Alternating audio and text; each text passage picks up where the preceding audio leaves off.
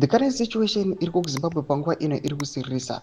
Aiwa, zvinonyatsoratidza kuti the regime and the ruling party ZANU-PF inokunzi ndo iri pakutonga iri kuziva kuti aiwa situation yakamira sei. Panguva ino tinoona kuti kuneglecta kwavari kuita ungava mahospitals, but panguva ino tichiona kuti these guys medication yavo vanonoisika abroad. Zvinoratidza kuti aiwa vane misplaced priorities and havana tsitsi nechizvaro tinge Zimbabwe. Ndobva subscribe like on the bell icon. Kunyange zvavo vachifamba each and every time vachiti aiwa ZANU-PF uchi. Panguva ino tinoti Change Radio inobudanyira chiti and the old madalas or ZANU-PF know what is wrong with our hospitals. They just don't know how to fix it.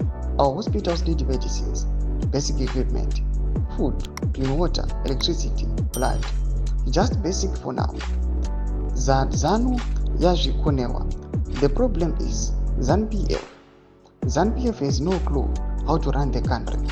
Zvigananda after Zvigananda get government contracts to fix our roads, build our hospitals, supply clean water and electricity.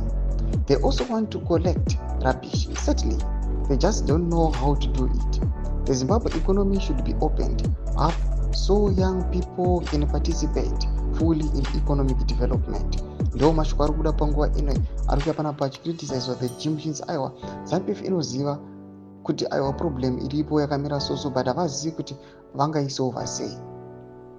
Ndo maonero ari kuuya panapa achiitwa neChange Radio vachinzi these guys vanotozviitisa, vanenge vachigreba matenders panguva ino vachitora multi-million tender vachipoketa maprofits vachiita mari yavo.